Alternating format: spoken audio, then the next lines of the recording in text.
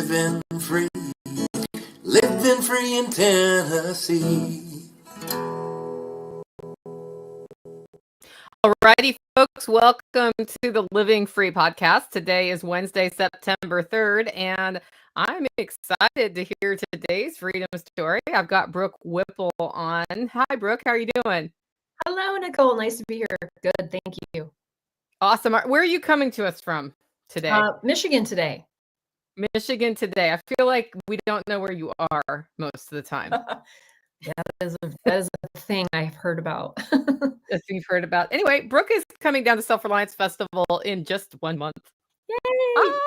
Yay! I'm pretending to be calm and not frantic about the events at all. Oh my gosh, I can't even imagine. Yeah. But I thought it'd be a great time to get to know Brooke. And since we've been kind of shifting our focus on our Wednesday discussions, Brooke, rather than have you tell us your whole biography in 30 seconds, let's go back to when you were sort of done with high school, looking at the world and saying, this is what I want to do when I grow up. What was that Brooke like? And what were you thinking you were going to be when you grew up? I wanted to be just a wanderer and adventurer, pretty much like I am now, but I didn't know that was actually a career path I could take. And that's where, the age of the internet has, gives everybody the opportunity to kind of do whatever you'd like to do if you'd like to be a content creator with that idea in mind. But I found out that there was actually a degree for outdoor adventure recreation management. I don't think you necessarily need that degree to go do the things, but it does open doors in certain agencies and governmental, requirements and that kind of thing. If you want to work for the Forest Service or the National Park Service or that kind of thing, it does kind of help open doors. But I was more of a gig worker. I like the independent style of outdoor adventure. That being said, I did work for the United States Army as a civilian in Fort Greely, Alaska, and other private gigs and industries and resorts and stuff like that. So just a lot of varied background. But yeah, I never would have realized I could do this, and as an adult, I still feel like I'm 12 years old a lot of times. And it's just great to chase adventures. So that's, Lord has blessed me greatly. Yeah, it sounds like you've done a lot of different things. I've read your biography, and things that struck me is your YouTube channel is Girl in the Woods, a Girl in the Woods, right? And you do things in the woods that people ascribe to Boys in the Woods, like in your early career, yeah, right? Absolutely. I would think. What was that like? I think even from an early age, I was definitely a tomboy. I mean, I like to hunt and fish and was outdoors and kind of had that mindset very early. And I just was always drawn to those more types of things that, I liked hanging out with guys because they were doing all the cool stuff. And my dad included. I mean, he was a hunter and fisherman and definitely influenced me that way.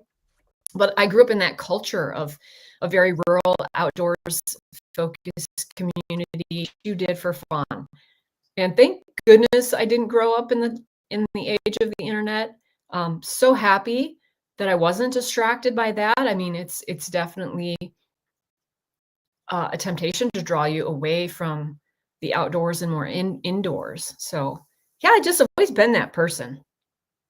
Yeah. And so you kind of found yourself doing a variety of different things.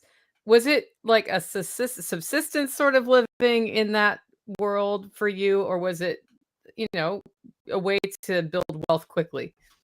Like, what did the financial side look like? Oh, financials were no money at all. And I think that's what appeals to so many people about the do-it-yourself lifestyle. The self-reliance aspect of life is that you're building it with your own hands. You're doing things by your own will with what you have. And my career as an adventurer or, with outdoor recreation has just been bootstrapped. And that forces you to be self-reliant and to figure out how to do things that are maybe different from how other people would do it. And so it just works out to your advantage financially and builds your skill an incredible amount when you just are bootstrapping it. So yeah, that's how it's always been. So when you were in that time and you were making your own way, did people in your family critique you, or were they like super supportive? Did you ever feel like I'm an alien just living the way I want to, but I'm going to do it anyway? The only way I was different was that I was really traveling and going away from Michigan, where I grew up. So no one in my extended family or close family lives outside of Michigan, with the exception of a cousin now who's older than me. But like nobody kind of adventured and traveled. So other than that, they were par for the course for my personality and like how I was. No one was surprised. I wouldn't say no one was not worried. My dad was definitely worried at some of the things I did. But he's a police officer and he has seen the worst of the world. So he had a right to feel protective of me, his only daughter. So other than that, no, everyone was not surprised at the very independent, anti-cultural route of adulting that I've chosen. What would you say in your upbringing set a foundation for you to confidently embark on your own? Would you say that was part of it, or were you just born this way? Yeah, I don't think it was instilled in me that to be that kind of a person. I just think, I think I was just born to, like, I remember just wanting to go to Alaska for the long time as a young child, thinking Alaska's got to be great. It's the farthest place you can get away from the States and still be American. And it's so wild and untouched and untamed. So forever, I just had Alaska on my brain, and once you get a taste of that and you get some confidence that you can do things, and even if you don't have a lot of money, you can make it work. And that's what I did. So the more you do that, the more you get self-confidence and the more adventurous you become. So tell us how you ended up in Alaska. I went first on my very first plane ride with some family friends who knew I wanted to go to Alaska. So I was 19. My first plane ride ever was going to Alaska with them to go see their son who was in the Coast Guard. So I was like, oh, this is awesome. I finally get to go to Alaska. So I just traveled along with family friends to see their son in the Coast Guard and loved it. And then a couple of years later, I was like, this is it. I've got to go there. And I moved everything out of my apartment into a storage, and I didn't have any money. I bought a one-way ticket to Anchorage and took my backpack and my tent and said, I'll figure it out when I get there. So I had already been to Homer because I had been there with the family that I went with. And I thought, well, I'll just go there. So I landed in the airport like 2 a.m, slept in the airport and grabbed a shuttle bus to Homer. And then on the way, like we're pulling into Homer, and I asked the shuttle bus driver, like, where I could stay? And he said, well, there's a really cheap bed and breakfast, $15 a night. And she's got like a bunk room, almost like a hostel type of kind of room for people. And you could stay there and get a breakfast for $15. I'm like, take me there. It was raining. It was like 50s raining. Like, I have nowhere to go. I'm like, sweet.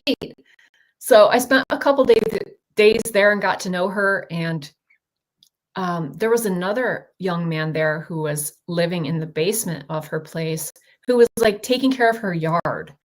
And it inspired me. I'm like, that's a great idea. Maybe I can get a gig like that.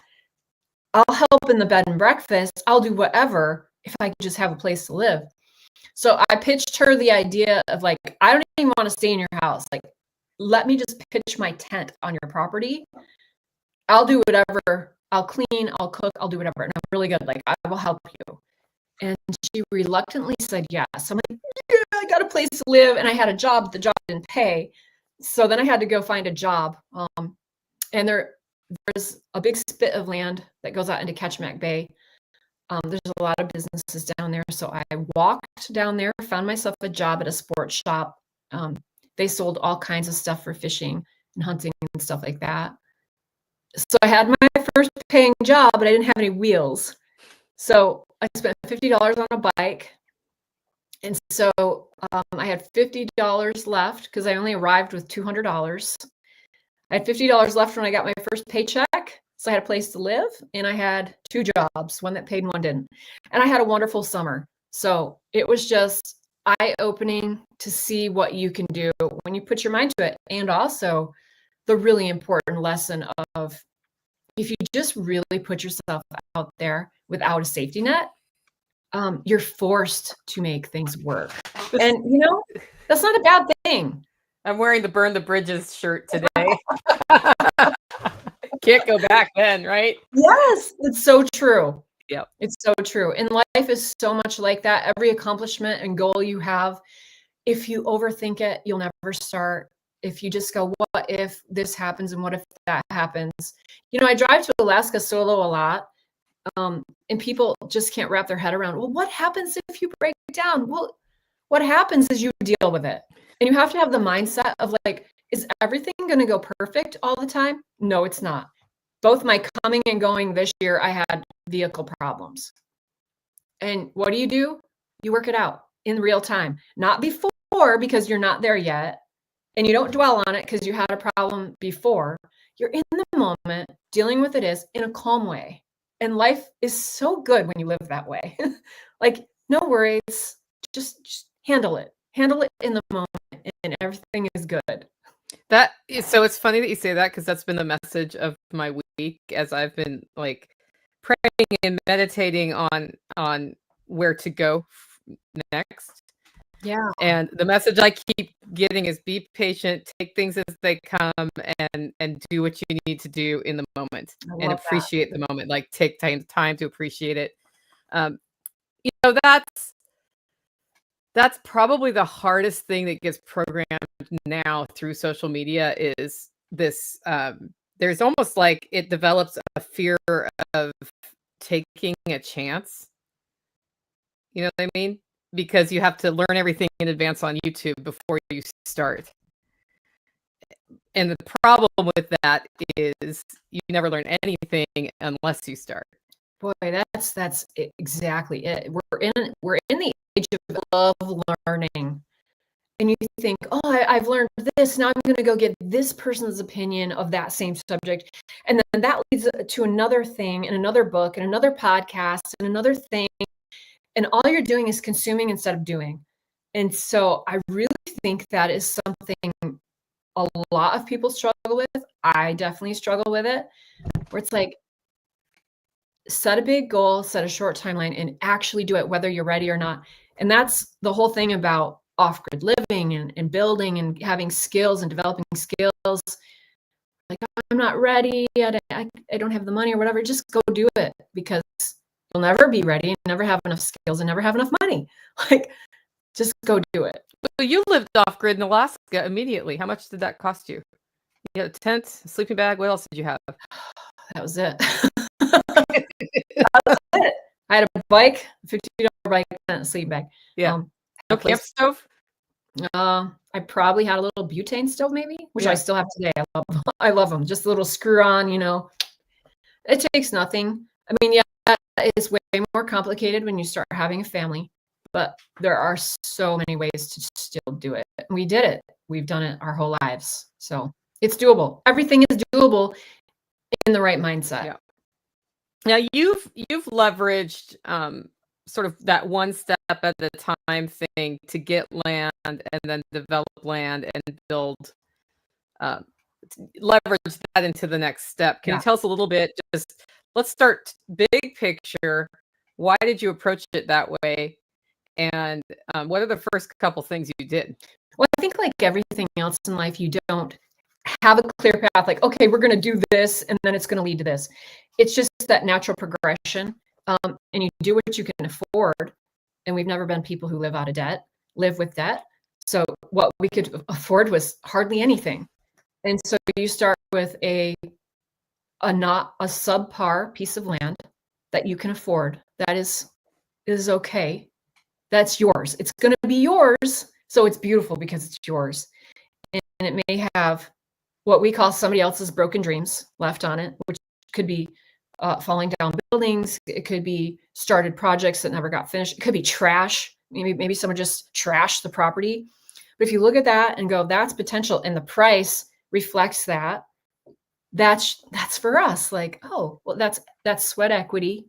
So we bought a piece of land like that, something very cheap that we could afford. It was like 2.5 acres. So this was north of Fairbanks in Alaska, our first piece of land. And then there was a piece eventually next to it for sale. So I think we had about 4.5, 5 acres there eventually. We didn't buy the next piece until we could afford it. But the power company had come down the road and cut trees to put the power line in. Well, they were our trees. So we thought, well, there's logs there already cut. There's a few more logs we can cut.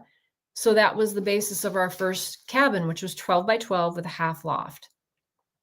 And so what it looks like is not like what you see on reality TV, where it's like people show up with heavy equipment and thousands and thousands of dollars worth of tools and knowledge, and they bust out this like ranch that's 5 stories tall and glass, beautiful windows. No, you do something extremely small that's doable in a summer. And that for us was a 12 by 12 cabin with a half loft. That's doable with the logs we have on property.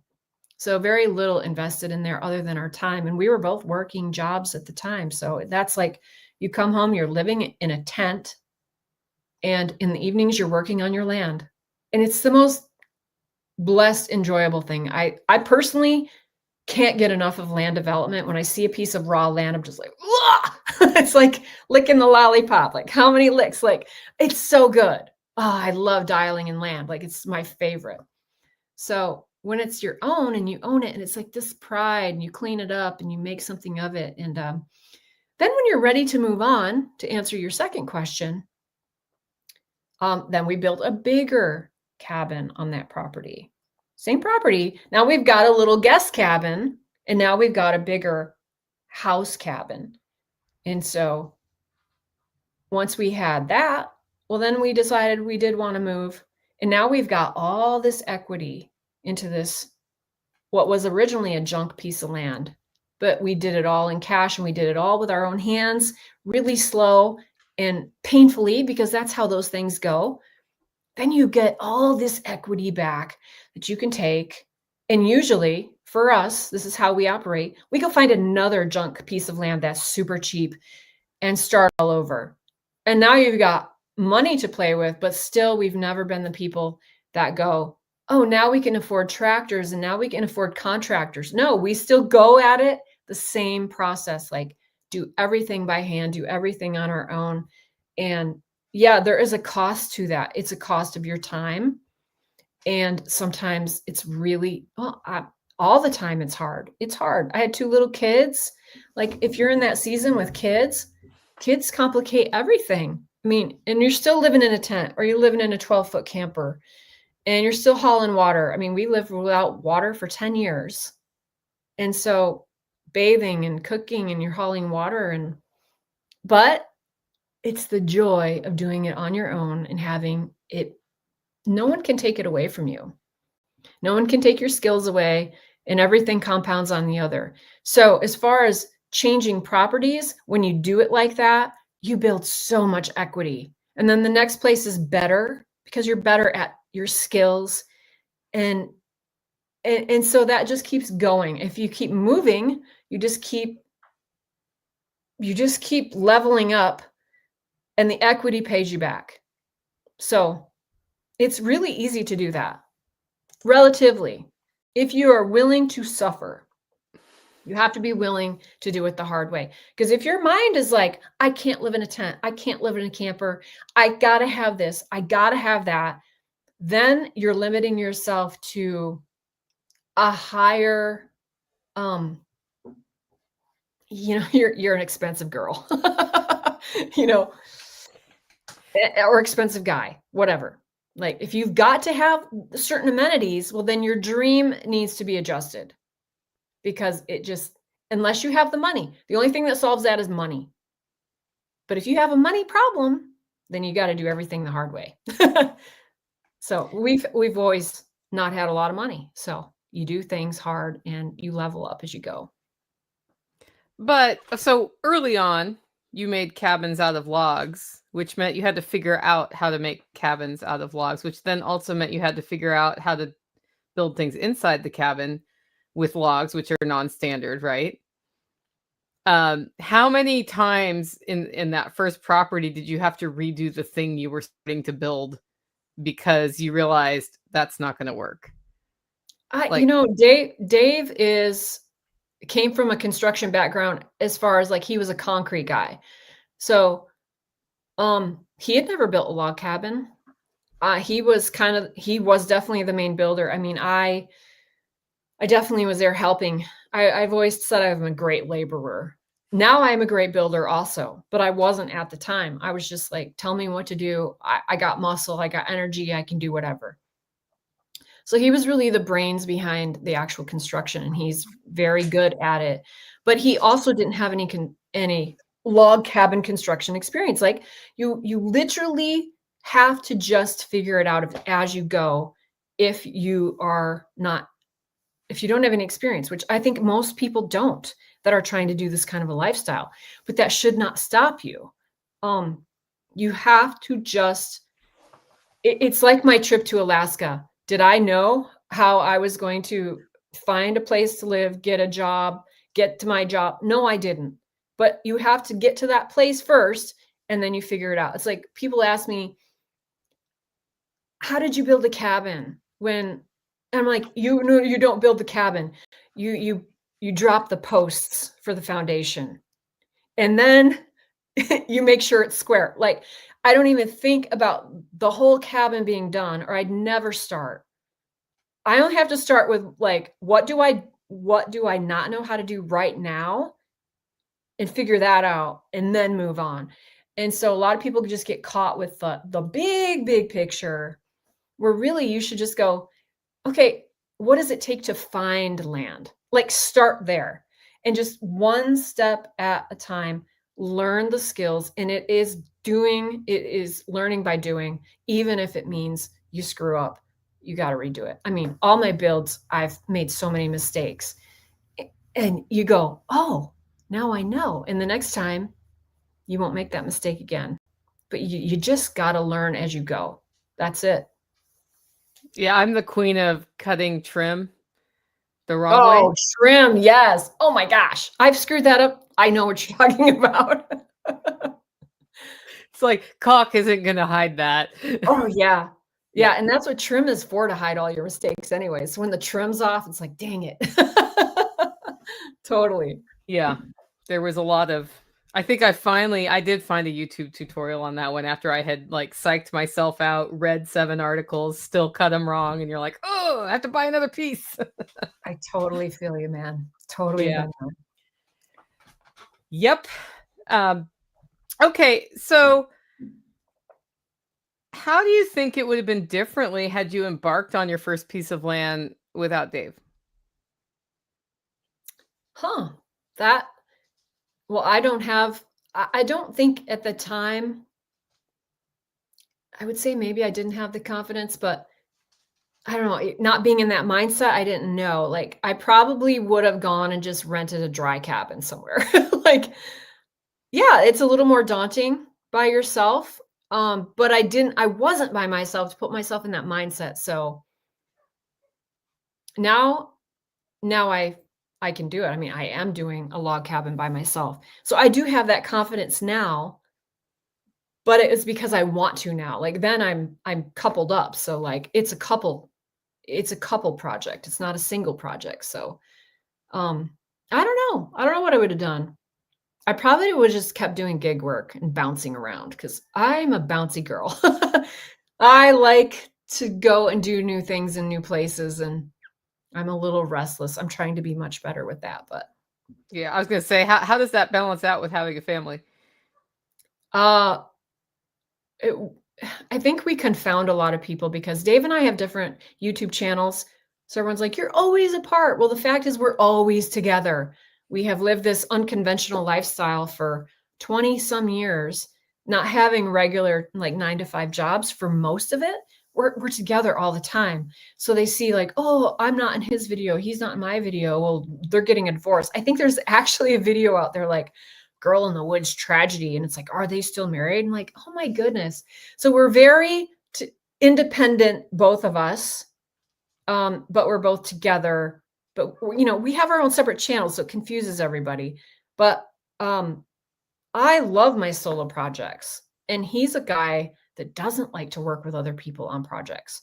So he's kind of forced me into the lane of, okay, you do your project, I'll do mine. He likes to work solo, and so over the years, I do what I can when it comes to like a group family house project or whatever, or he'll take like the build. I'm really much better at finishing. Like I'm all about aesthetics and like real details and finishing. And he's good at like structure, like put the structure up and then go from there. I forget now. Am I way off? What did No, you you're fine. ask? I was asking, I mean, I asked you a question that's a little hypothetical, which was, how would it have been different if you hadn't had a second person there? Yeah. And it kind of sounds like you may not have done it. I may not have. Who knows? I mean, I'm an older version of myself now, and I feel like I can do whatever I want. I'm not sure I felt like that then. I was definitely adventurous, but I had no building skill and maybe would not have believed I could. I don't know. It's hard to know what I would have thought. Yeah. Well, I was kind of curious because I developed what building skills I have because I bought a house I could barely afford in Portland, Oregon. It was like an old 1900 one. And on my first week there, the hot water heater broke.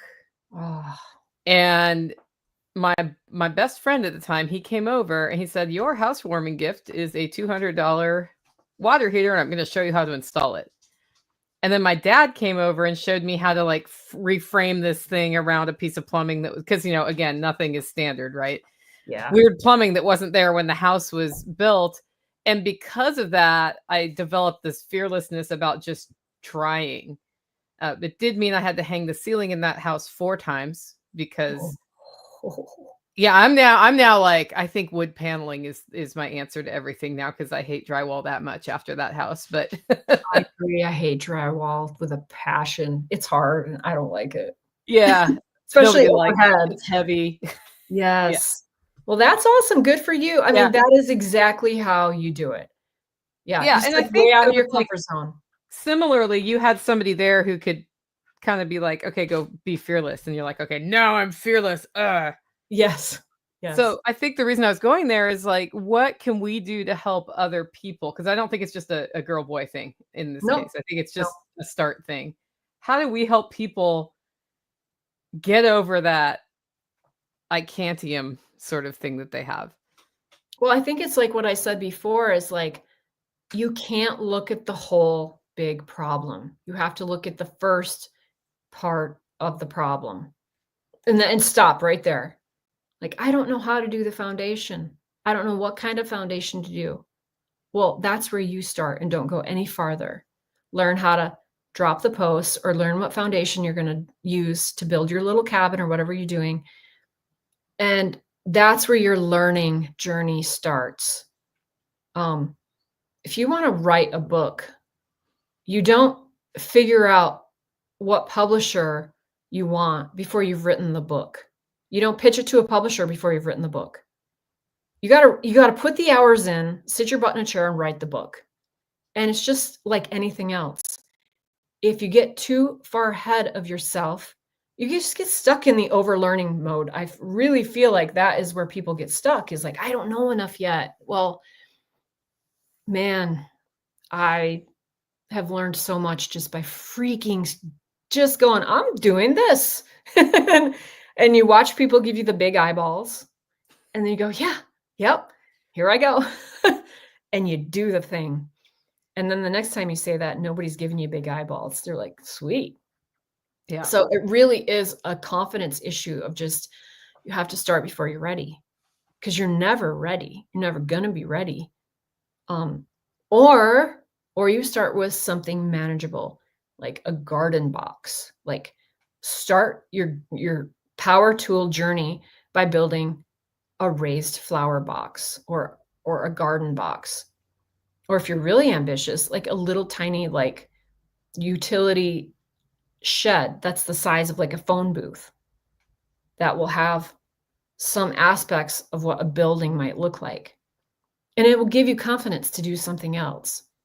But even just getting comfortable with power tools, that will do it. That'll help you do it. Sometimes people teaching you isn't always easy. I remember they tried to teach me how to drive a stick shift, and it just was difficult because people are difficult. So I just waited till everyone was gone and took the truck out on the road and taught myself. And oh my gosh, my daughter just did that with the motorcycle. Did that scare you? I didn't know about it till later. She'd been danking around in the backyard and then finally took it on the road. And I'm like, okay, I got nothing to say. I did the same thing with stick shift truck. So sometimes it's harder to learn from people. Sometimes it's easier to just go, okay, I'm going to take this 2x4 and here's a circular saw that I've never used before. And I'm just going to like make some cuts and see how this feels and get to know the tool, right? I'm going to take a power drill and get a couple different screws and just screw it in and feel like what an impact drill feels like to like a regular drill and the power difference, and like just feel and do things, or just freaking start building your thing. And you will figure all those things out as you go. That's the place I usually land. It's just, I don't know how to do it. I'm doing it. Yeah. Have you ever just had something totally fail? Absolutely. So many times. How do you deal with that? Did that like hurt your heart when it happened, or do you just like whatever? No, I just get determined. I just have to figure it out. It's like, you are not going to win. I'm going to win. Whatever the thing is. For instance, I tried to put like hydraulic, like lifting arms on a big wall of my cabin. They're still not there because I don't have it figured out yet. Like there's like some math to do with like the arms have to be at a certain angle and they have to be a certain power and the weight. And like, I put so many holes on the frame of my building, readjusting and adjusting. And then I come to find out I had like a rope attached that I didn't know. So they couldn't extend because I had a rope stopping it and I didn't see it. I mean, it's just stupid stuff that you have to go through processes like that. You have to make bad cuts. I've made so many cuts that are like, this is a project ending cut I just made, like to whatever I'm doing. And like, oh, okay, well, it can't be. So how do I fix it? So it's just constant problem solving. And you're just constantly learning to pay attention and do things. It's just a journey. It is not a destination. You're just always going to keep learning and learning and learning and learning. But the magic secret sauce is to start, period. Start and don't doubt. Start and know that you're going to screw up. And just be so determined, so stubborn that you don't stop. Yeah, a question I like to ask is, what can I do right now when I don't know what to do? I say this about going on Alone too. Alone is the show on History Channel where they drop you with 10 items and you have to survive. If you go into that saying, I'm going to do this, I'm going to do that, good luck. Nature is going to slap you down. But if you go into that show with like open expectations of, I don't know what kind of site I'm going to have. I don't know what kind of materials I'm going to have to work with. I don't know what the weather is going to be, but I have got this mind to figure things out. So you always have to have a mind towards, if A doesn't work, we're going to B. And I don't know what B is right now, but when I get to B, I'll have to figure that out. So it's just this willingness to be flexible and to be a failure, but to not give up. It's about not giving up more than anything, I think. But just being super flexible about your learning and your journey. You have to just be really stubborn not to stop and give up. Well, and you didn't go on alone one time. You're like, I want to go back and do that again. Well, I had the opportunity, it was presented to me, and I definitely wanted to go to Mongolia, but it only was 9 months after the first time. I still had some trauma. It's a difficult thing to do for your mind and your body. So, but I definitely wouldn't say no. So, yeah, I think saying yes to things instead of saying no is a good path. When your automatic reaction is no, if you start switching that to yes, it changes your mindset, it changes your energy, and you're prepped for yeses instead of nos. It's a better way to think about being successful, I think. Now, would you say daily small decisions or your big decisions in life are the most important decisions you've made?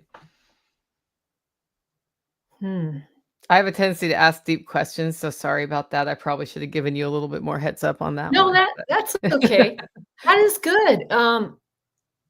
I think it depends on your season. Sometimes it's just go season, it's the big goal. I think other times it's a slower, like, introspective season where maybe you need to reevaluate your practices, your life, your habits.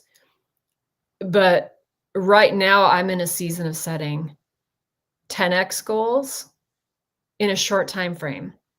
And it's exciting because nobody's guaranteed time. And so if you accelerate your goals, make it a seemingly unreachable goal with a really short time frame, it really makes you focus. It makes you get rid of things that should go to focus on the big goal you have. And so it's exciting to have big goals throughout your entire life that seem unreachable. It's also important to mind your daily life, spiritually grounded, thankful, humble. Those are super important. Just enjoying moments, enjoying small wins is really good too. You have to, I just finished this thought about the gap and the gain. It's a book by Benjamin Hardy.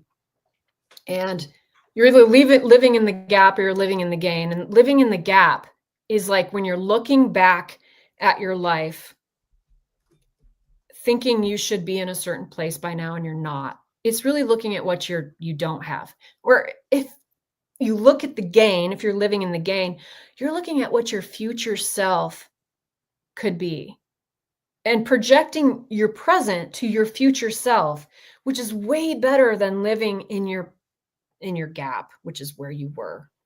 But also appreciating where you came from. Like, instead of going, well, I should be at this spot in my life by now, you look at, well, how far have I come to get right here? And it's just kind of a mind-blowing concept of the gap and the gain. And it really, when you start thinking about living life like that, it's really very interesting. Turns on some buttons. It's really fun. Yeah, I wrote that book down. I was like, oh, reading. I just got a reading assignment on this interview. That's great. Oh, yeah, I love reading and podcasts and go down the rabbit hole. Again, you can't get stuck in the overlearning lane. You got to put some of that into practice. I just listened to Learn the Bible in 24 hours, but it's really 23 hours because he does a recap in the last hour. And it was very So is that all just one 24-hour period? No, it's 24 1-hour segments. Oh, interesting. Yeah, by somebody who's dead now, but it was interesting because oh, wow. He's relating things across different books, different, Old and New Testament, that's referring to this, and I love that. So who is that? That's Chuck Missler is his name. But it was like drinking from a fire hose also. Yeah. Oh, that sounds good. But those kind of things I love to just, especially when he's an engineering mind, so it's the interrelations. Mm-hmm. It can really change your perspective a lot. So anyway, Very cool. So now I'm going to listen to the gap and the gain, because that sounds that's gonna. I'm also in a place where I have embarked on a whole new giant thing that scares me. How what the a little bit of like, whoa, that's what I say I'm gonna do. Okay, let's go. So, All right. are you willing to share us what your 10x goal is? What that looks like, or is it still under development? Sure. Well, I'm doing a major pivot in life. That's what I will say. Major pivot, and I'm really excited about it. And so I'll be revealing that pretty soon. Okay. Working on it right now. It's not time yet. Understood. No worries. No worries. I'm just really, really excited. Yeah, you look excited. So Carrie says, you've done so much from the Yukon River to Alone and all your builds in Alaska and the UP. Do you feel like any of your adventures or builds really taught you the most? I think any one of your. So which one of those taught you the most, do you think? Well, that's tough. I would have to say probably my first cabin build. Just because it was also a remote cabin build, so I had to bring everything in by ATV and clear the spot, which I love to do. But like, that one was just so, and it was an A-frame, so stupid angles, going back to the trim problems, right? Like, and I'm just not a mathematical girl at all, and I really am visual, so I have to make the mistake and see it to correct it. I can't anticipate it. I don't know if that makes sense. I actually have to solve the problem in front of me, like it's already broke, like it's a bad thing, and I have to see, so there were so many angle cuts and so many things I just didn't know how to do, and I did it, so like, okay, I did that 100% myself with no input. And I think stuff like that it's not like I'd never done anything challenging before, but that one was just different on so many levels. So I think that one was like, wow, I did that. Well, it was your first one by yourself, right? Yeah, completely, like no advice. No advice from anyone. Like also your mistakes were more costly. Very much so. You couldn't just run out and Yep. Yeah. Couldn't run out. And so, and you visualize, I'm going to do this today on this. And then you make a major mistake. And you're like, well, that whole day is shot, because of that mistake. But yeah, it taught me a lot. So that one was just really special. Yeah. So also, just the one going to Alaska with a backpack and like no plan. That was very instructive. Approximately what year was that? I think it was 94. Okay. There was something going on in the 90s where we strapped backpacks on and flew places with no plan. I feel like it was a cultural thing going on. And I wonder if that was just like the wall had come down and we were getting along with Russia and it was like all this potential to wander. I don't know. I mean, I personally didn't know anybody doing that kind of thing. I don't come from an area where people did that kind of thing. Okay. Midwest, we're pretty conservative. People stick to home and don't really, I don't want to say they don't dream big because that's not fair, but I feel like it's a little just more safe mindset. And definitely most people I know, even now, have a safe mindset. And safe just keeps you the same and not really growing. So it's good to get a little dangerous, not in like the physical threat kind of a way, but like challenging everything about yourself, whether it's your physical being, your mental being, your spiritual being. Like, challenge yourself and like I said, say yes instead of saying no, and see where that takes you. Yeah, we have a guy here who's in, I don't know if he's still in. This guy started a business where he teaches how to use radios for communication without pushing the ham license, because in an emergency, who cares? And then right. So and then he also sells pre-programmed setups so that you don't have to figure all that. Oh, nice. So it's called Radio Made Easy. His first year out, I think he said yes to everything. Every class somebody wanted him to teach, and he was going all over the country. Sweet. So that was his thing. He's like, I'm just going to say yes to everything, Nicole. I was like, okay. Yeah, there you go. There you go. Yeah. Good for you. Yeah, good for him. I mean, yeah, that's awesome. So how do you address mindset issues when they come up for you? Because I think mindset issues come up for everybody where we're like, I need to adjust that. I've just done so much that has bolstered my mindset. I really feel like there's nothing I can't do. And that's not from a bragging standpoint. It's just from like, I have proven to myself that I just don't let anything stop me. And I think you just need some small wins in some big challenges. Bigger and big for you is relative, right? Your challenge, something that challenges you might be different than something that challenges me. So pick something that challenges you and say yes to it. And what happens is it just like your mindset just starts to build into a place that there is no ceiling. And there's nothing more powerful for motivation than your own self realization that you are able. It's I love mindset. I love talking to people. Dave and I both just love talking people into things.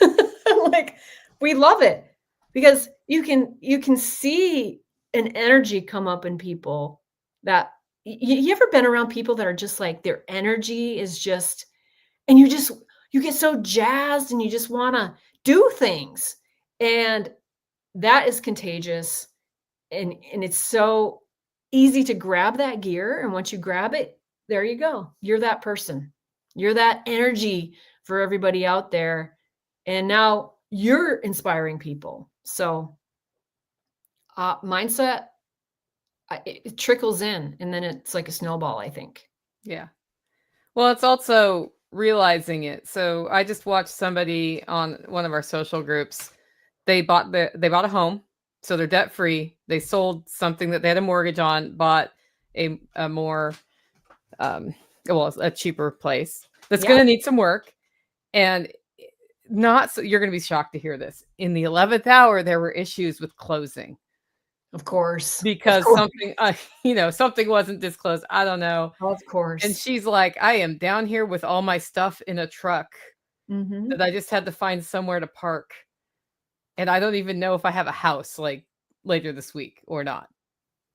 And then it closed. And now she's faced with, when you buy a piece of property that's dilapidated, it's like, you got to get the garbage off. You got to everything. Oh my gosh. Yes. And that's such a victory and such a reason to celebrate. It is such a victory. Yes.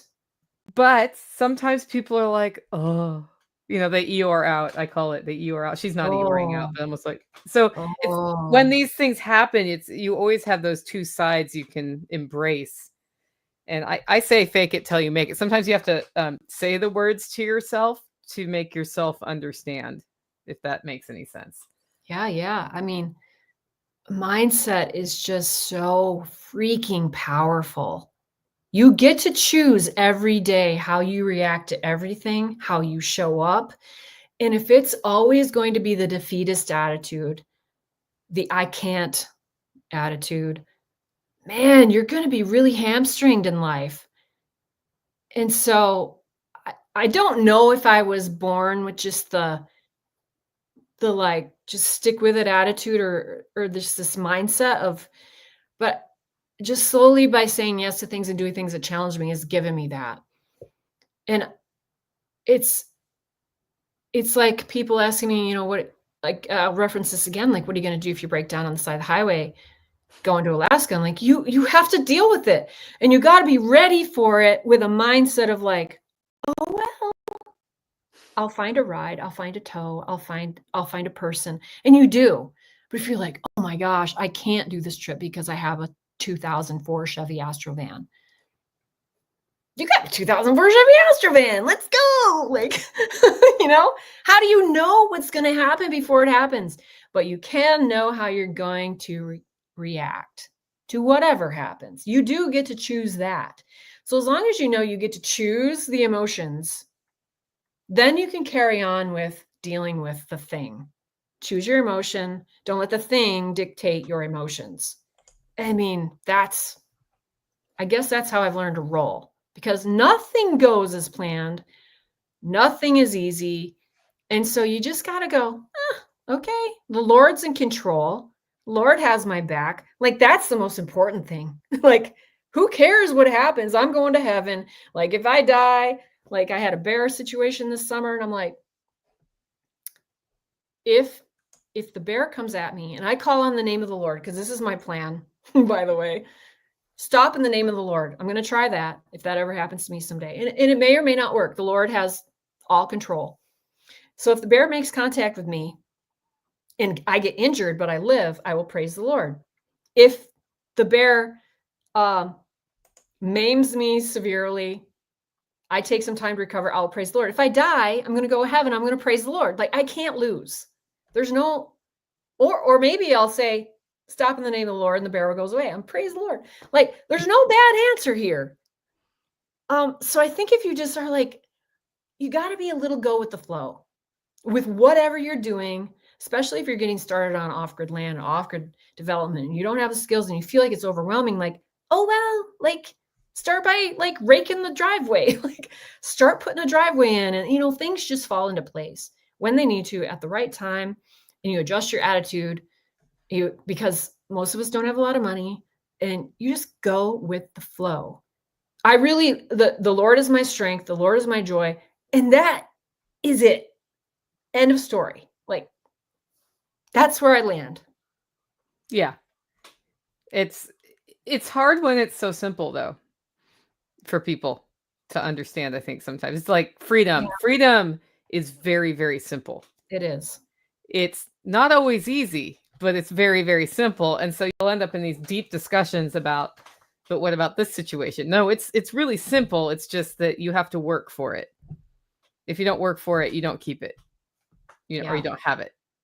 And even somebody in a 6 foot by 6 foot cage can be free in their mind. Mm-hmm. If that's the part that it's hard for some people to really grasp. Okay, Brooke, do you have any advice for developing the strength and stamina for solo off-grid building? Yeah, great question. That's kind of my pivot. Going to be addressing a lot of it's basically health and wellness for women over 50. Because behind the scenes, it's not appropriate for my channel, but I'm very, very much involved in health and fitness in my own life. So I work out, I pay attention to what I eat, like gotten really, really serious about those things, because you got one body and you got one life, and how you treat it and what you put in it is absolutely everything. So that's it. Strength training and nutrition are the baselines of that. For sure. I want to be strong until I'm very old.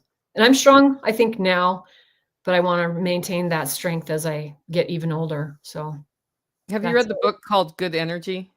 Oh, don't even get me started on that book. You can't unhear, or because I listened to it by audio. Yeah. You can't unremember what she said. You can't unlearn what she said in that book. I mean, it's so good. I recommend that to everybody. Yeah, more than one time too. What I like about what she does is she's like, you need to do all these things. Here's the expensive way to do it. Or one of the things is like the body temperature thing. You need to get cold. You can buy a several $1,000 cold plunge device, or you can go to the creek for free. Yeah. That's a very deep book that takes a lot of deep concentration too. Well, I listen to it.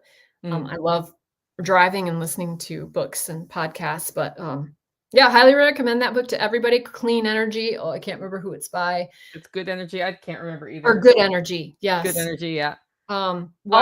I'll put a link in the audio podcast notes, guys, because I have the book and I agree with Brooke. Highly recommend that one. And if you want to see a great podcast with her, she was on the Tucker Carlson show. Her and her brother wrote the book. So it's Casey Means, and anyway, Right after the show, you're gonna go, I've got it.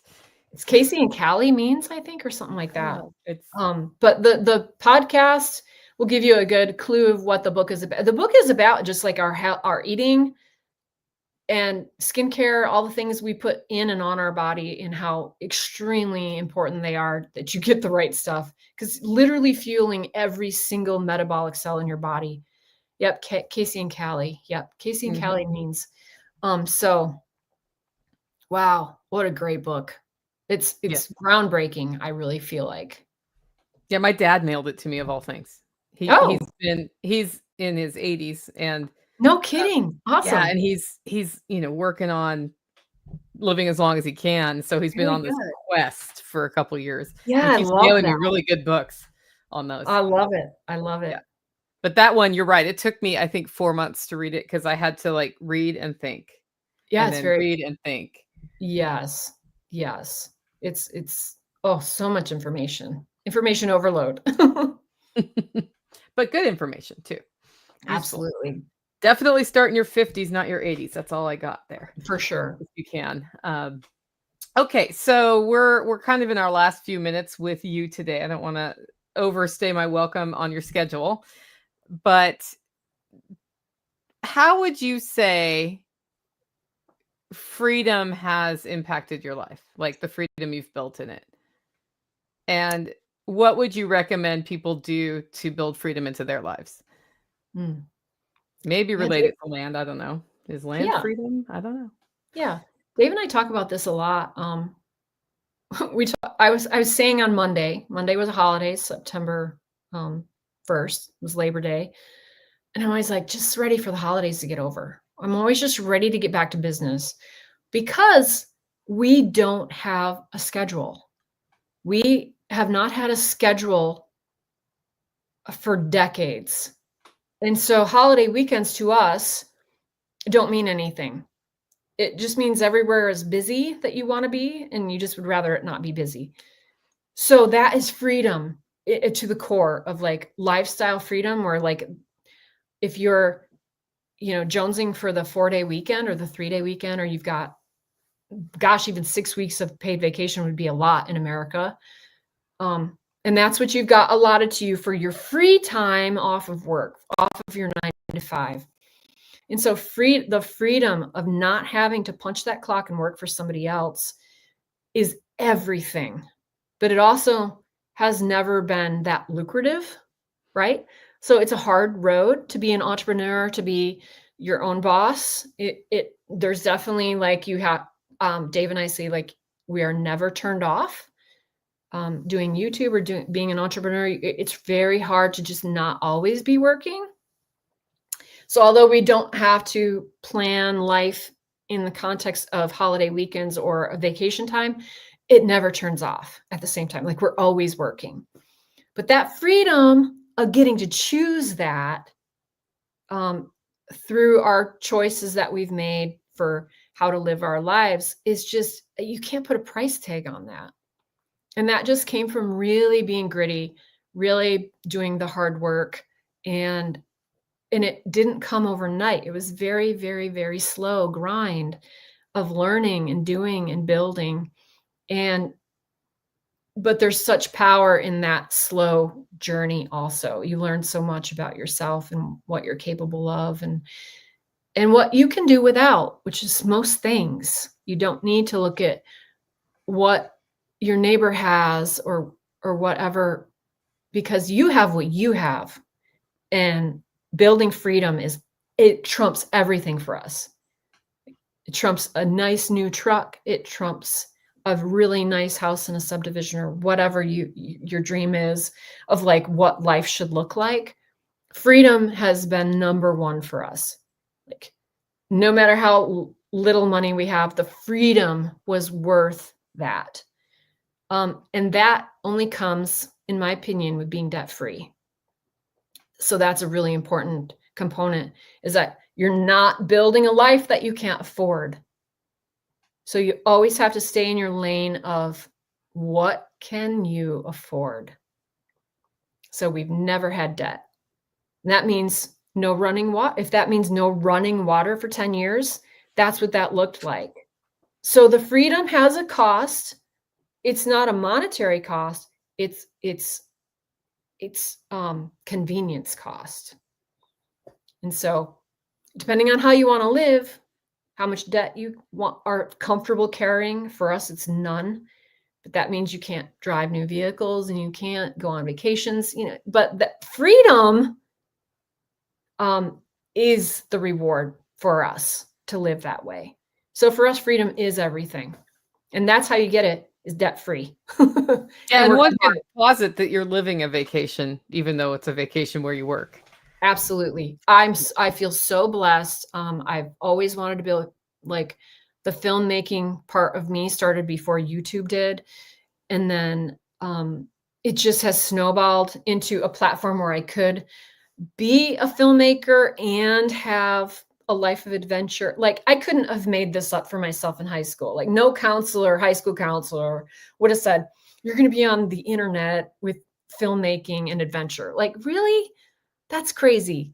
So there's so many more opportunities, I think, with the internet now.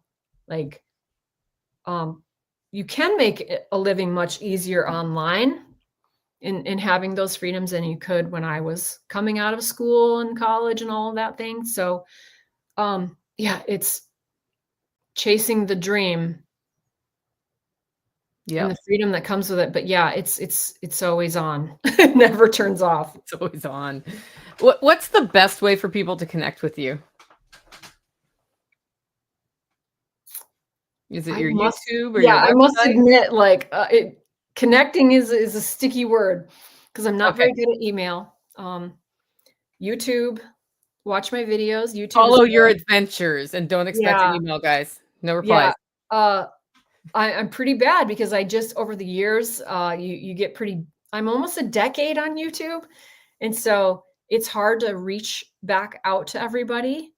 I try to do my best. I do try, but email, send me an email probably is the best one, but don't maybe expect a quick reply. It may take a little while. I'm not that great with communication. I will admit that. But yeah, you can follow what I'm doing on YouTube and Instagram. It's at Girl in the Woods with a Z, and Facebook Girl in the Woods. So I try.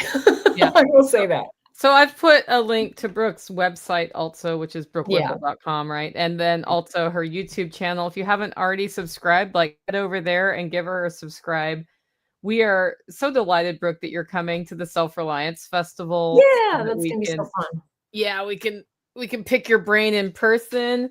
There was a question about when Brooke is speaking. It will be Saturday morning, October 4th. She will not be the first session, but that's when she goes on. And the time right now is 10:30, but I will admit that in the next week, things move around a little bit on the agenda, and I didn't want to commit online to a specific time, but it'll be around that time. So if you're coming to Self-Reliance Festival and you want to see Brooke, definitely get there in the morning Saturday.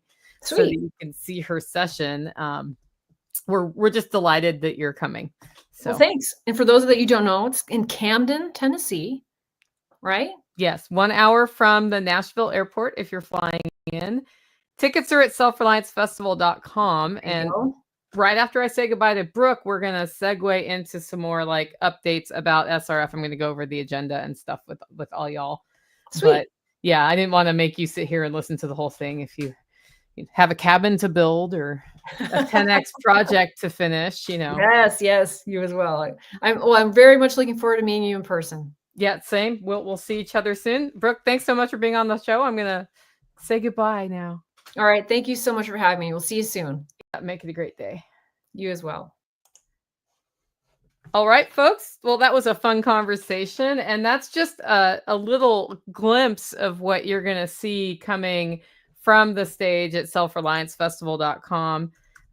We are always delighted to have people like Brooke who really drill down on mindset, but also can share tangible steps that you can take in your own life. Because Self-Reliance Festival came to be because a bunch of people were in our community and they wanted to start, learning new things, particularly on the homesteading side, but then also off-grid living and then preparedness and self-reliance. So the first one came to be when a question was asked to y'all, what is it that you can teach each other? And we had a little form you filled out. And that first one, we had like 150 people. We had simultaneous sessions going back and forth at Special Operations Equipment. And I believe I was running from stage to stage emceeing that time. So I like never saw anything at all the whole time, all the way through, because it was sort of a kickoff thing that we were doing. So that really showed the breadth of the knowledge that comes from the network. Like anything from how to make money as an HVAC guy, right? I think we had Tad on for that one, to medical preparedness. Chuck Peoples has been working with us on, how to do sutures and how to intervene when help isn't like right there, which, to Brooke's point, what happens if you break down on your way to Alaska? That's a pretty long, not super well-traveled stretch of highway there. Well, you figure it out. I know somebody who fixed their clutch with duct tape and a contractor's pencil once when they broke down. So those sorts of things are all what it's about. And Carson has said it stopped. So Carson, I don't know, because it looks like it's still streaming for me. If not, I'm sure the replay will be back, or I can upload the video later. So we're going to dive into it. So if you have questions about the Self-Reliance Festival or what's up this year, let me know. Let's start with the first and biggest news about the Self-Reliance Festival. I hope you've all heard. We have moved locations to the Birdsong Marina in Camden, Tennessee. It's about an hour-ish from Nashville. And that facility is a marina. So they have rental cabins you can rent. They have RV spots you can rent. Included with your ticket is tent camping in this. It's a designated camp area. It's rustic camping. So you can put your tent up, and we'll have a porta potty over there, but it's not like, lots of infrastructure or hookups or anything of that nature in the area. There will be campfires. And I believe the Self-Reliance Festival youth program will be over in that direction. We have both a kids program up to about 12 years old, and then more of a teens program run by two different people, which is going to run simultaneous to the sessions. I'm super excited about this.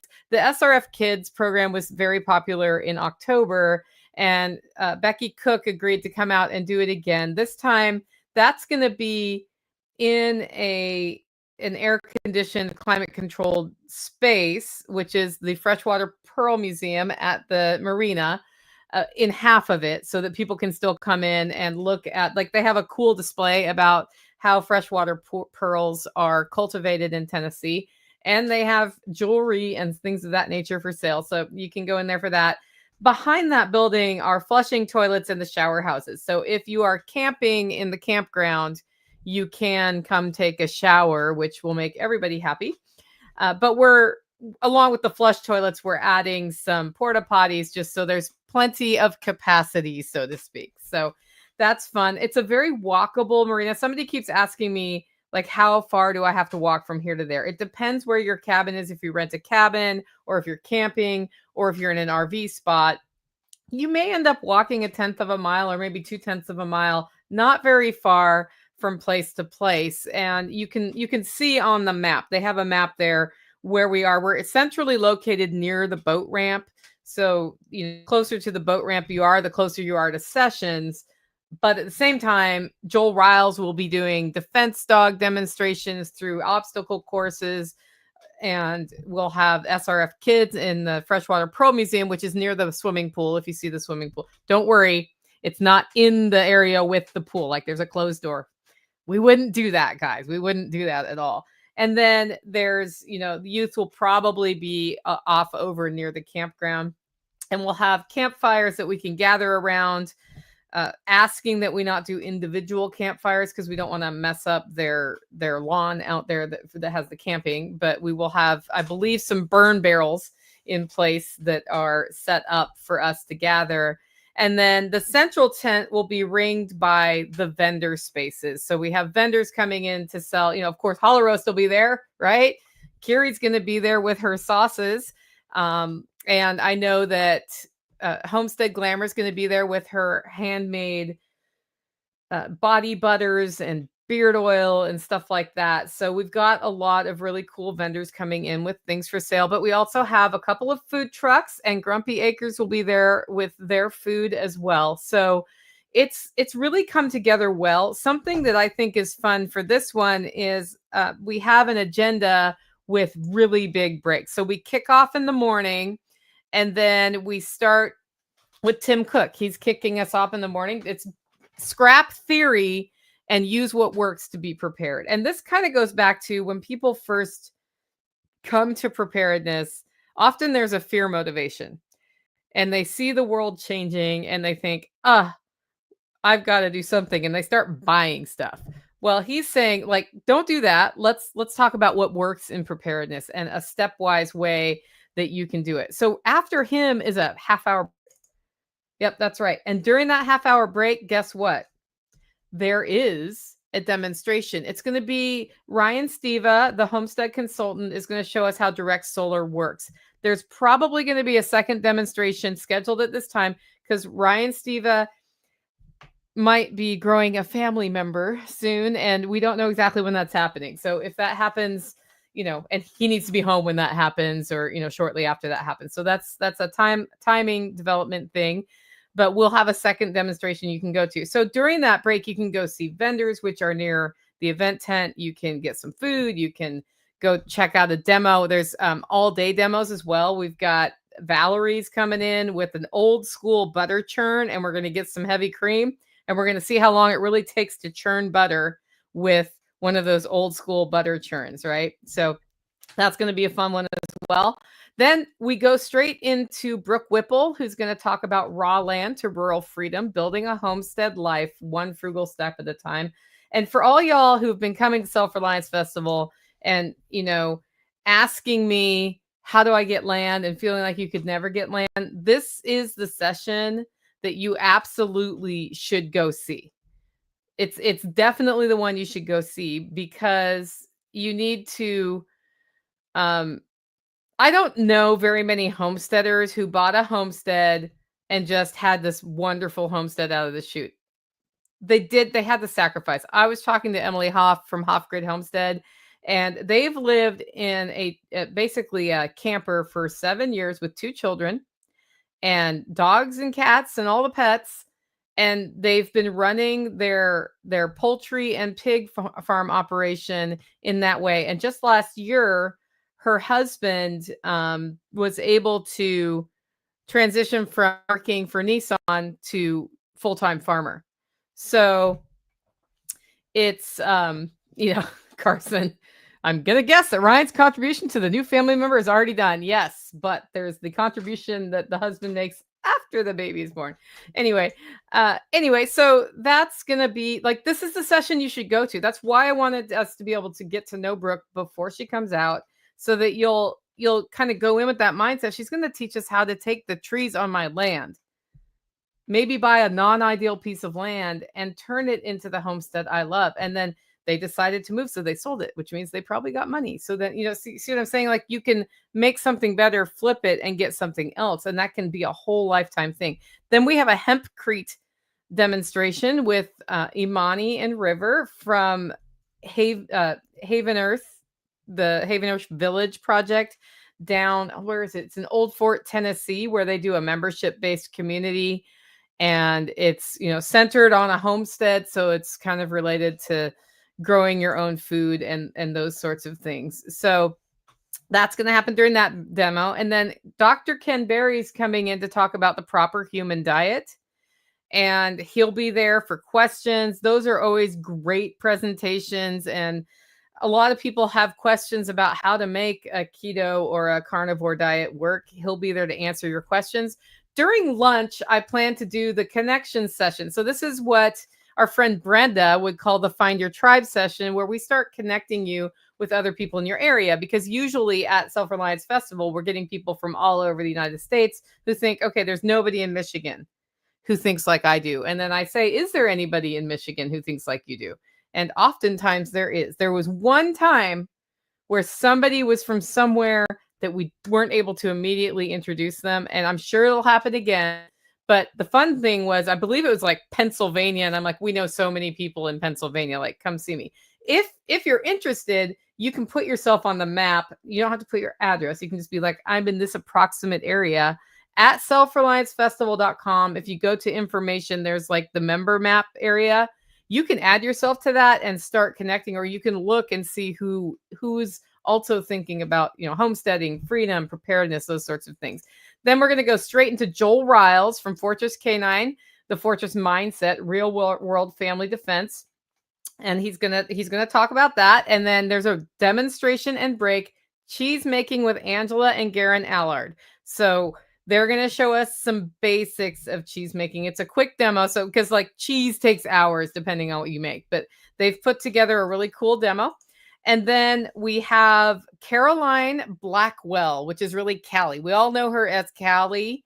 If you don't know who Callie is, you need to know who Callie is. And she'll be talking about demand health, opt out of the pharmaceutical system. And that's another big one in preparedness, right? Like if you are dependent on drugs for everything, then you can have a harder time if things go south. Do we know any freedom-minded people in Alberton? I don't know, but we'll see. But you can come and you can put that out there, and then we put it together. And then the demonstration after that is going to be defense dog demonstration. So this is when Joel's bringing them through obstacle courses. Sometimes they do bite demonstrations, those sorts of things. And then we're going to go into the impact of tariffs on solar with Sean Mills from Hack My Homestead. He's always been the solar guy talking, and he will be talking about that. And then we're going to have a live set of interviews from the stage with Scott Armstrong from Grand Theft World, if you've checked them out on YouTube. And there is also an unjected singles meetup that starts about 4:00 at Self-Reliance Festival this time. You all have been asking me for singles meetups for 5 years now. And I've always said, great, you do it. And nobody's taken me up on it. Scott finally took me up on it. He didn't ask me for it, but I asked him to do it because I knew folks wanted to meet like-minded people. So that's going to be happening in the evening. We're going to do a wrap up. We do our daily giveaway, and then it's dinner time. And then we are going to show Red Dawn in the tent so people can see a movie that time. Okay, so then we're all gonna not sleep because we're gonna hang around the campfire talking late into the night because we're so excited to be with each other. And then Sunday we kick off again. We start with Sonny Puzikas with Like Father Like Son, homeschooling your boys. He's gonna talk to us about not only how but why. And it's Sonny, so he may offend you because he's gonna tell it like he sees it, and that's why we love Sonny. During the break after him, the demonstration is going to be chainsawing with Chris Watkins, as well as starting a food forest with Matt and Gabby Hundley from Centerville. Then we go into my session. So I'll be talking about revenue streams from your homestead, which is part of the Build Abundance, Not Burnout series I've been working on. And you all can laugh at me now because I kind of built burnout into my August, if we're honest. But that was fun. Also, Carson was being cheeky. That's so unlike you, Carson, in the live stream. Okay, then we're going to go into prepping for women in your life, all ages, with the combat midwife. So Jessica Arno is going to come in and talk about that. I'm just delighted that she's made time to be with us. And I get to stay in the staff cabin, so I get to hang out with her and with Brooke and with everybody who's going to be there. But she's talking about that because in preparedness, have we really thought what we need to do for women? What if somebody goes into labor? What if we don't have supplies for things that happen on the regular that are very predictable often? What about in different kinds of infections that can happen? Those sorts of things. So that's going to be a great session. And then we're going to do a second connections session on Sunday. Then we go into the system is lying to you, what real freedom actually looks like with Tag from Life Done Free. Then we're flowing into a bees demonstration. And I'll probably also, I haven't scheduled John Pugliano's demonstration yet, which is a high frequency radio demonstration. But that's just because I just got confirmation from him that he's doing that. So we'll probably put that sometime on Sunday as well. We will see. And then we have Trade with Other Tribes with John Pugliano of the Wealth Studying Podcast. Chuck Peoples is talking about dispelling the myths of medical preparedness. The demonstration for the afternoon is with Brenda Snyder, who's doing animal first aid. And she's just going to talk about interventions you can take that may keep you from needing to go to the vet, including stopping major bleeds with some herbal concoctions and also non-herbal concoctions. So that's an important one, especially if you have livestock on your homestead. You discover that you are also the veterinarian sometimes, because you can't always just get a veterinarian out there, right? Plus it's expensive. And so you find yourself doing things you didn't expect. I mean, I told a story this year because the birthing season was interesting on my homestead this year with the sheep, that I was really thankful I read All Creatures Great and Small and that whole series as a child, because the stories are told by a veterinarian with detail, but they're wrapped in stories, so you remember it. So yes, I had the birthing reference book and what to do if the lamb's the wrong way and blah, blah, blah, blah, blah. But the fact that I had those stories in my head gave me additional context. And when Brooke today was talking about she needs to see why it's wrong before she realizes what to do, I would actually top that up to a kinesthetic approach to learning. And I'm a kinesthetic learner, so I get it, because I'm kind of the same way. Like I pseudo designed the kitchen in my house. This kitchen, I've been here 18 years. This kitchen has been slowly morphing into what it is now. And even now, because I didn't have the money for the supplies for the cabinets to be built permanently, I have, restaurant work tables, and I have a little bar made out of 2x4s and plywood. And I'm so thankful for that, because I didn't spend a bunch of money on cabinets that I would have then wanted to move around. I've been able to kind of work with it through the seasons of the year, through canning, through cooking for people, through running events here, to say, okay, couple of minor adjustments before we put something more sturdy in here. And one of those adjustments is my outside kitchen sink needs to be my inside kitchen sink, and my inside kitchen sink should be the outside kitchen sink. Now, had I wrapped that in, it would have been fine. But, that's the thing. So when we really think about ways that we're on the homestead and doing things ourselves, I think having something like animal first aid is a big deal. And I'm going to throw this out there now. By next year, I would love to find somebody willing to teach homesteaders basic animal interventions, like giving an intravenous shot, doing an IV, or any of these things that might come up, tubing a ruminant, the things that come up that you need to do, stitches, that sort of thing. That element of homesteading is very underserved in farming. You'll learn it on a farm as a farmhand, maybe, or as a vet tech, maybe. But we have this sort of area of animal first aid that goes beyond just, putting pressure on it and driving straight to the vet, which you're not doing for a cow, by the way. And I think the issue is people are worried about liability. Like if I show them how to do this thing, give a shot or whatever, which I have to give shots to my sheep. Well, I don't give shots to my sheep. I had to give shots to my sheep the first year. And I was like, well, it's a good thing I know how to give a shot, because I've given it to my dog because I was shown how to give a you're faced with a needle and a shot for the first time, and it was a subcutaneous shot, so that was okay. So anyway, it's a very underserved place, and I feel like I'm not the person to fill that niche, but I'm throwing it out there in case you know somebody who would. We've definitely filled it on the medical side for humans in the preparedness community. Like Chuck Peoples is filling sort of that gap between I have a problem and there's medical services nowhere nearby. It's the same gap on the homestead with the livestock. And then Sean from Off Grid and Growing is going to be here. He's going to talk about off-grid living, but he's also going to share with us how he has monetized through using social media. And this is the question people always have, is how can I make money? And he's going to talk about how he made money. And he's not going to hide it behind some expensive course you need to sign up for. So you do not want to miss that session, especially if you're looking at doing content creation. Then we're going to have our wrap up and giveaway, and we're done. Now, Simultaneous to this, we also have ongoing demonstrations, including weaving and spinning. Bruce DeVries is going to be there with a biochar demonstration. If Ryan isn't there for direct solar, I have a solar backup plan that I'm hoping will happen, and we'll see.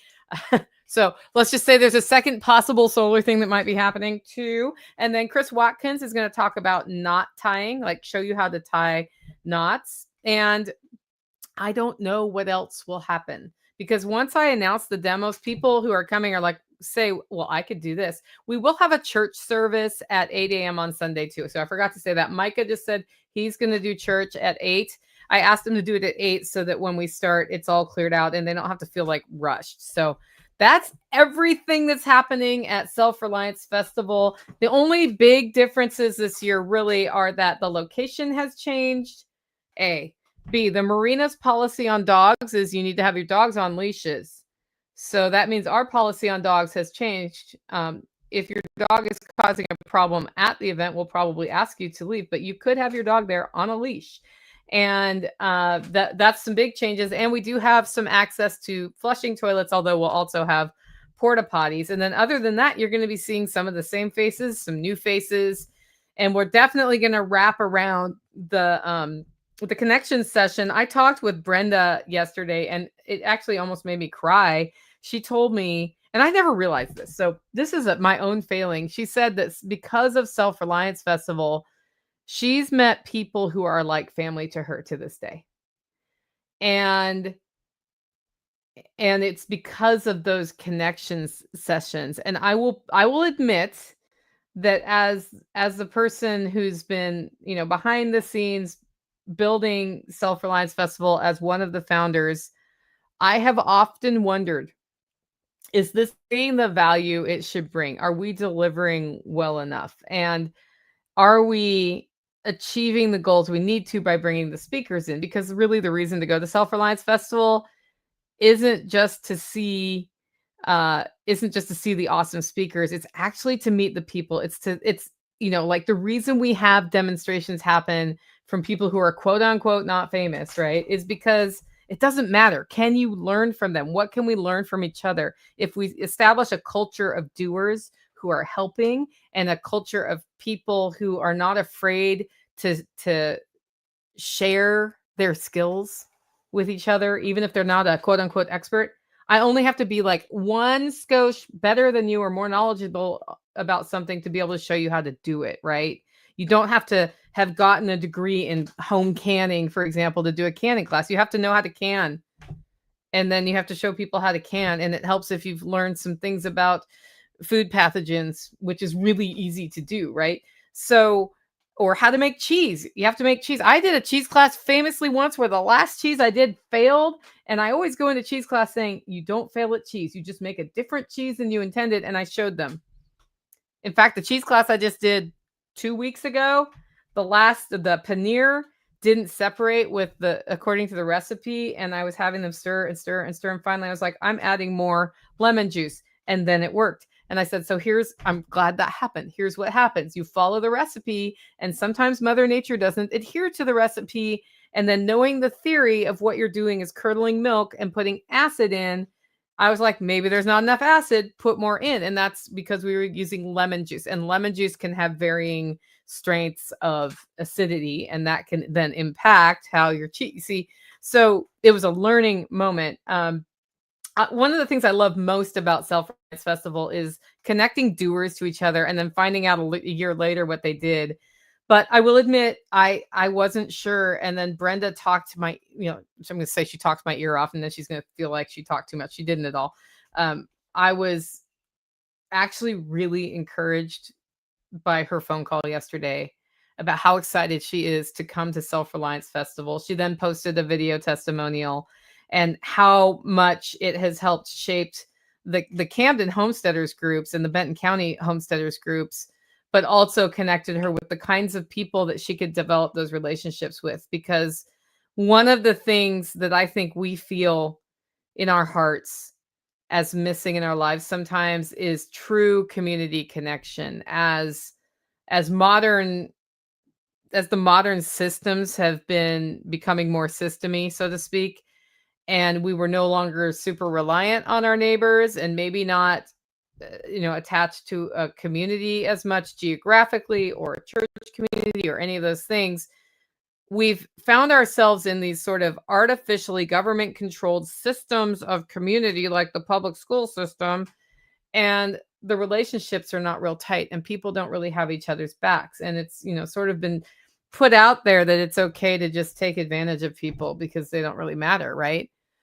Well, when you get a community of doers who have some shared values, who have shared priorities, like at Self-Reliance Festival, suddenly you're around people who do value their promises, who do want to keep their word, who do want to get to know you and talk about things and be vulnerable and work hard. Like, that's a big one, work hard. And that's why I love it. So guys, I just wanted to share with you that news from the Self-Reliance Festival. I'll be ending our Wednesday shows with that, or answering any questions you have about it as we go into the event, which is only 4 weeks away. So get your tickets at SelfRelianceFestival.com. We do still have vendor spaces open. If you want one, that's also at SelfRelianceFestival.com. And you can go check it out. We're updating the homepage today and tomorrow with more demonstrations and more sessions and a little bit more detail on what's happening. My goal is by Friday, maybe Saturday, we'll see, to have the actual times of the agenda. I have times assigned. Brooke is actually at 10:45 right now, and I think she's going to be at 10:30. I think that's how that's going to happen.